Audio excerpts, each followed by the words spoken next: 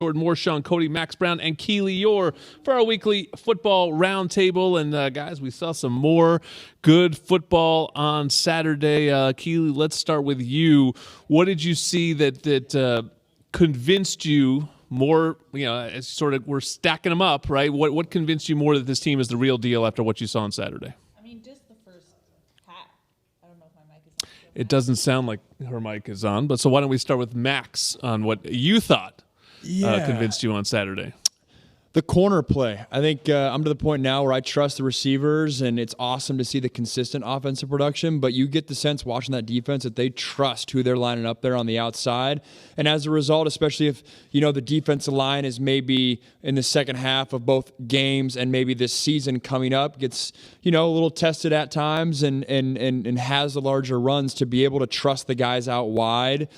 It opens up what you can call defensively inside the box. So really like the corner play against a receiver unit that I was loving up here in this chair last week. I think it's a good test and strong performance. Keely, fire away. How you sound now? I think I sound okay. God, Look at that. Amazing. Thank you, Jordan. Incredible. Magic. I would say the red zone defense, the mentality that they have. We saw that against Rice, but against a tough physical Stanford team, how does that stack up? And I thought they played well, especially Makai, to your point, that 50-50 ball that he came down with. I think it's just interesting to see how this defense gets more comfortable each game.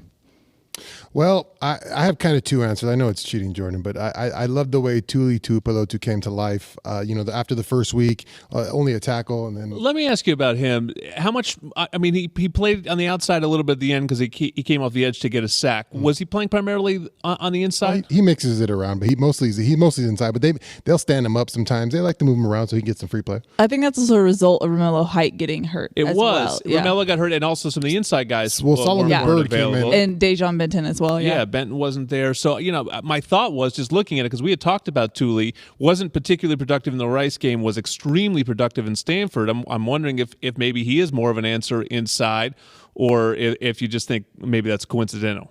It's a little bit of coincidence. I think they can move him around. I think he's that kind of player. He has that kind of game where you can stand him up, you can put him down inside. I think Solomon Byrd was a nice surprise on Saturday, the way he played, got to the quarterback, 2 sacks on the day. I also loved what Jordan Addison and Mario Williams did on Saturday. You saw them the first game and you saw glimpses of it, but I thought Jordan Addison, what he could do to a defense just scares the crap out of you, right? As a defender, guy who can do that and just ruin your whole day and stay up on his feet and make a touchdown like that, it's just a backbreaking to defenses. And then what Mario can do as well. I thought those guys really showed you. They give you a glimpse in the first game, and they really said, this is what we can do last week.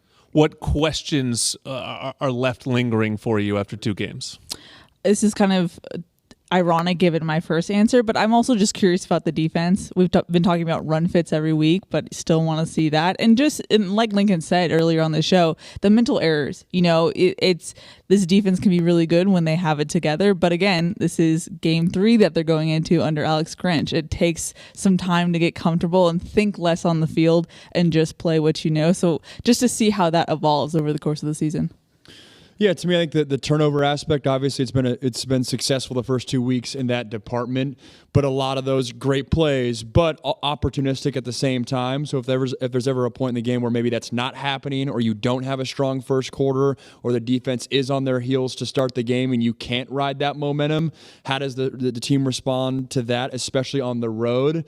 I think that'll be something I'll be keeping my eye on it come the end of September and October. Yeah, the passing game in the second half didn't look too sharp to me. I know it's been astounding and pretty beautiful to watch, but in the second half, it didn't look very crisp. It didn't look very sharp. I don't know if guys were tired. I saw some throws maybe off your back leg. Caleb Williams was trying to chuck some off his back leg. I'm sure Lincoln is going to go over that, but it didn't look sharp in the second half. So you don't want to look bad like that. You don't want to put that kind of stuff on tape, because that's how other teams, if they start, okay, we can do this against them, we can do this against them, they can start figuring you out. So you always want to put your best foot forward, and I thought that second half wasn't a lot of magic there.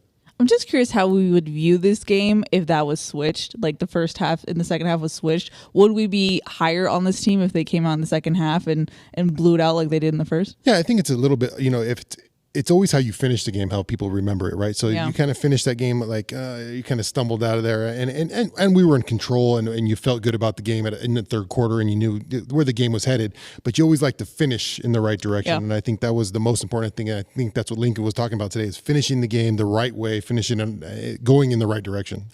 Man, the transfer portal was good for this team. I mean, I feel like it did. Obviously, there were moments in the first game where you thought about it a lot. This game, when you go look at who made the plays, from Caleb all the way down to Solomon Byrd, Mekhi Blackman was incredible. Gentry led him in tackles. Travis Dye goes for over 100. Mario's in the end zone. Addison's in the end zone twice.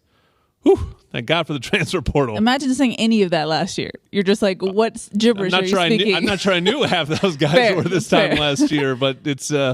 I think that this was said in multiple contexts, but it's amazing how much can change in a year, and the portal just has changed the game. I mean, it just allows you to bring in someone like Travis Dye. I mean, I was just going over his game log today. This is a guy 5 years ago was running for 100-yard games in this league. I mean, he's like a pro. It's a whole different. Crazy. We all underestimated. I speak for myself. Underestimated the impact of a transfer portal, and it's not just getting an added recruiting class.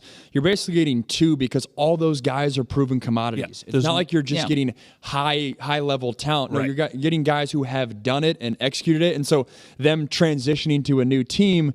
They're all used to the pressure. They're all used to being the guy. If your transition's, hey, now I got to take a lesser role, that's much easier than having to expect a 5-star kid coming in and having to start right away. Like, all these guys are proven commodities, and credit Riley for using them appropriately. It's one final segment of Trojans Live here. Jordan Moore, Shaun, Cody, Max Browne, Keely Eure, and America's favorite segment, the Over-Under, is presented by Pechanga Resort Casino, proud partner of USC Athletics. We had a little trouble explaining the Over-Under last week, and so I've simplified it for you this week, big fella, okay? We're not even going to really do an over-under, so I guess I'm the one breaking the rules. Which quarterback will throw for more yards on Saturday? Now, let me give you the stats here before you answer too quickly. Jake Haener, top 5 in the nation after 2 games at 368 yards per game. Caleb is at 295. He's top 20 in the nation. Ooh. I'm going to go Caleb Williams. Go ahead, guys. I'll go Jake Haener. Yeah, Fresno has no shot unless Haener balls out. They know that. They're going to give him so many attempts in this game. I think it's Jake Haener. Do we know Fresno State's run defense stats right now, Jordan? I mean, what do I have? Like all the stats? Yes, you are all knowing. I do not have Fresno State's run defensive stats in front of me. I'm going to say... They hung in there against Oregon State. I mean, that was an incredible game. I don't know if anyone saw that game, but a wild game. But it was like 14-13 late. So I think their defense held up okay against what is a very good run offense in Oregon State. I'm going to say Haener then.